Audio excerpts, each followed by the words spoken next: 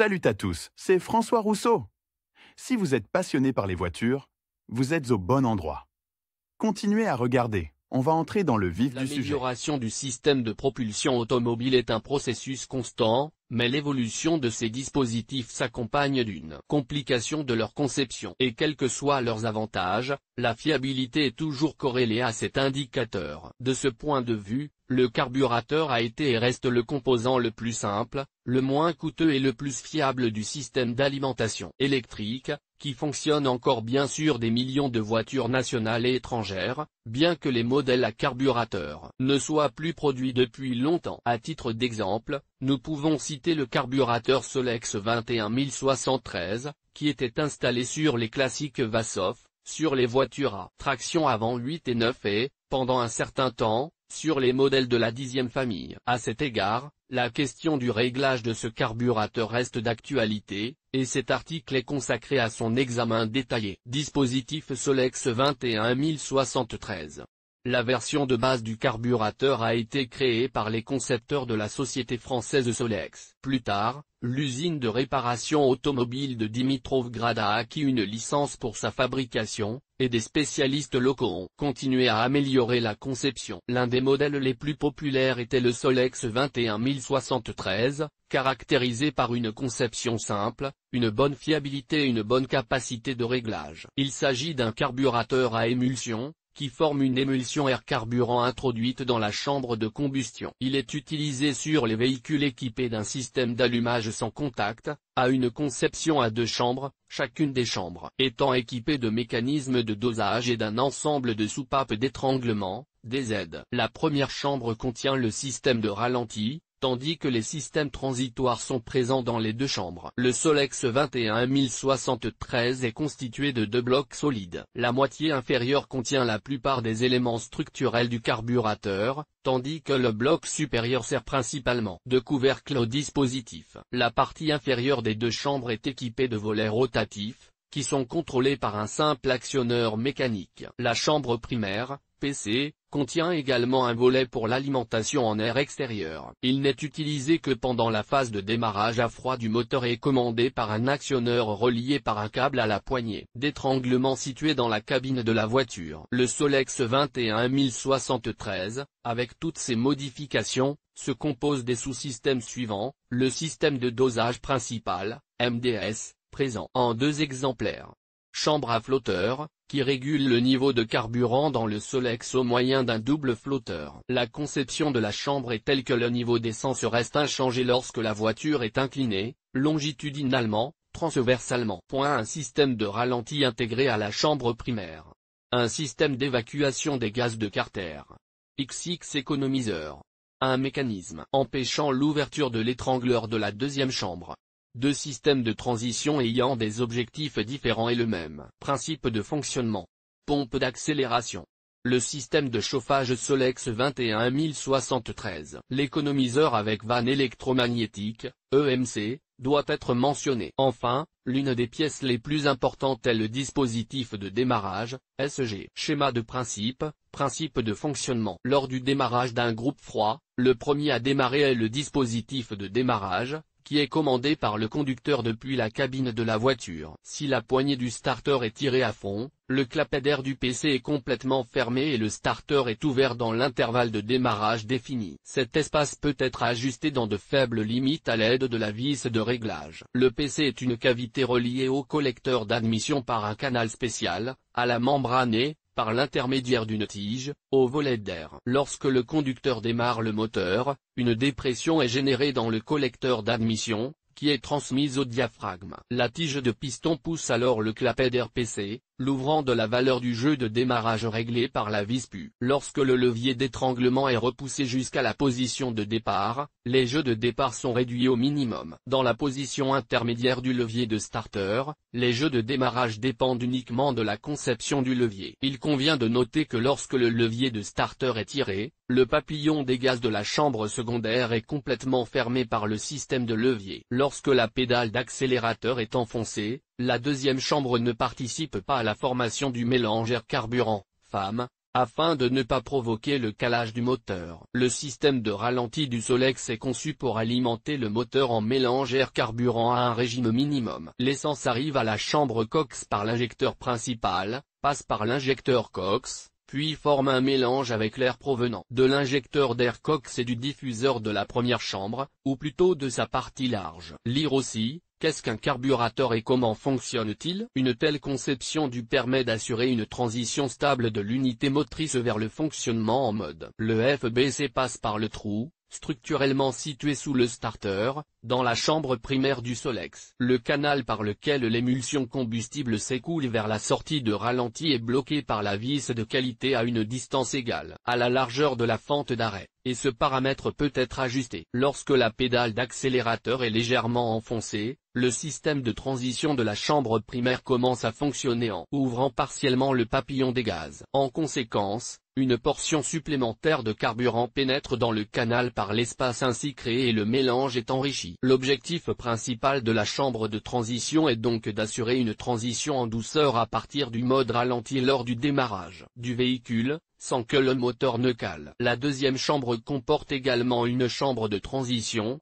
dont le principe de fonctionnement est le même, mais l'enrichissement se produit lors de la transition du mode de vitesse moyenne au mode de vitesse élevée. Son orifice de sortie a un diamètre plus important. Lorsque le conducteur appuie fortement sur la pédale d'accélérateur, l'économiseur permet d'éviter une défaillance de l'unité motrice. L'économiseur puise du carburant supplémentaire directement dans la chambre du flotteur. L'économiseur est commandé par la dépression générée dans le collecteur d'admission. Lorsque le clapet est fermé, la résolution augmente et la membrane reste au repos. Lorsque le clapet commence à s'ouvrir, la résolution diminue, le diaphragme réagit et actionne le ressort qui agit sur le robinet à boisseau sphérique bloquant l'alimentation en carburant de l'automate. En conséquence, une partie du carburant est dirigée par le gicleur de l'économiseur vers le puits d'émulsion, enrichissant ainsi le mélange air-carburant sans le gicleur de carburant principal. Lorsque le moteur fonctionne à des vitesses proches du maximum, il a constamment besoin de carburant supplémentaire, qui est fourni par l'économiseur de la deuxième chambre, également directement à partir de l'automate. En plus de l'économiseur, la pompe d'accélération Solex 21073,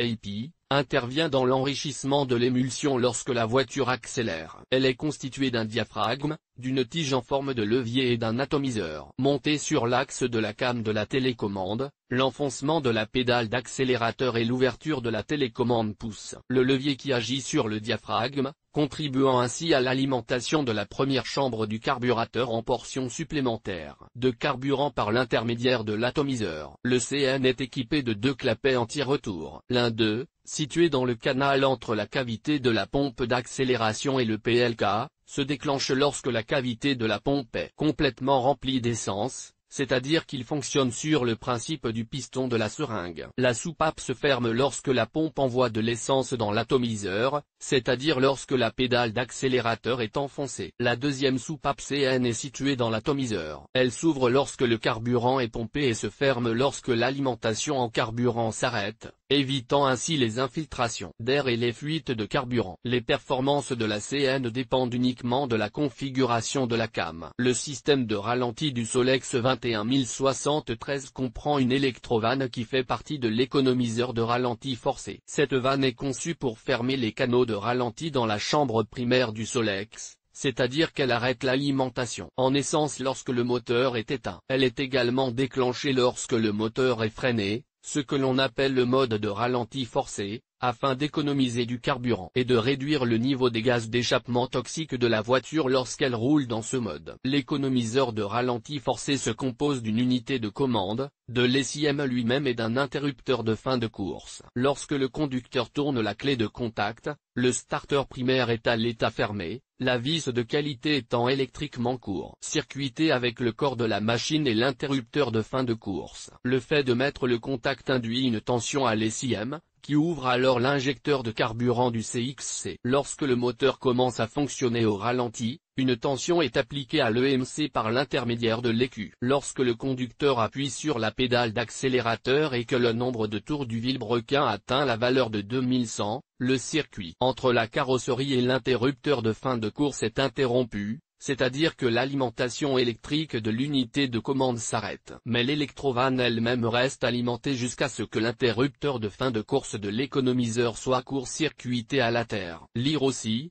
à quoi sert le filtre à résistance nulle? En mode de ralenti forcé, lors d'une fermeture brutale du starter, l'interrupteur de fin de course est également court-circuité à la masse, de sorte que l'électrovanne reste sans courant et que l'aiguille coupe le flux de carburant. Lorsque la vitesse du vilebrequin est ramenée à 1950 Thermine, le Q est remis en marche, ce qui déclenche le MK, il ouvre l'injecteur de carburant, ce qui entraîne le début de l'écoulement de l'émulsion à partir du système de ralenti. Comment le carburateur est-il réglé? Selon la plupart des propriétaires de voitures, le Solex 21073 est un modèle de carburateur assez fiable, mais il est recommandé d'effectuer une procédure de réglage fin 2 fois par an afin d'optimiser la consommation d'essence et d'améliorer les performances de l'unité motrice. Le travail de réglage consiste à ajuster la qualité du mélange de carburant, le nombre de vitesses de ralenti et le niveau d'essence dans l'automate. En cas d'intervention sur le carburateur lié à son étalonnage ou à son dépannage,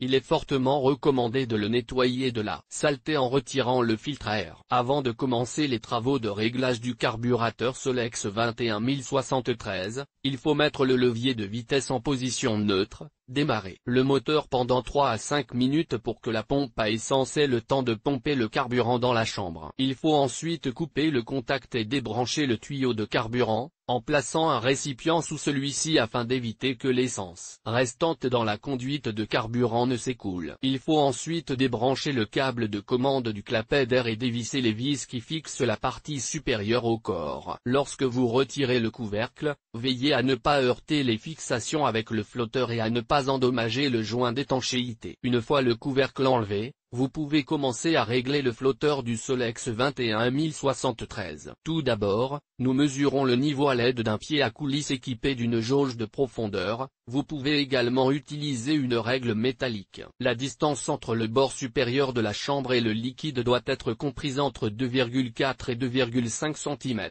Si cette distance est supérieure ou inférieure, il est nécessaire de corriger le niveau en pliant la languette du flotteur dans la position souhaitée. Effectuez ensuite toutes les opérations dans l'ordre inverse. Remettez le moteur en marche, remplissez la chambre d'essence et vérifiez à nouveau le niveau de carburant dans le PC. Le réglage du Solex XX s'effectue sur une unité motrice chauffée. Le démontage s'effectue comme décrit ci-dessus. Ensuite, à l'aide d'un tournevis plat, il faut serrer la vis de qualité jusqu'au bout, dans le sens inverse des aiguilles d'une montre, car elle a un filetage à gauche, puis faire exactement 5 tours dans le sens des aiguilles d'une montre, et démarrer le moteur. L'aspiration doit être supprimée, car le nombre de tours sera minimal et l'unité motrice fonctionnera de manière instable. Dévissez la vis de qualité d'un tour et demi supplémentaire, ce qui devrait suffire à assurer un fonctionnement stable et sans à-coups de l'unité motrice. Le réglage du nombre de tours du carburateur domestique Solex 21073 à la valeur recommandée se fait par la vis de quantité, ce qui n'est pas difficile. Outre les travaux de réglage,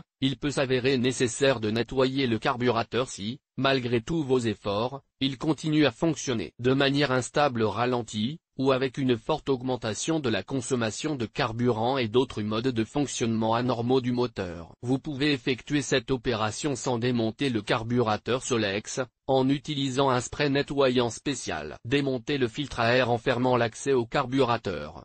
Dévissez l'électrovanne.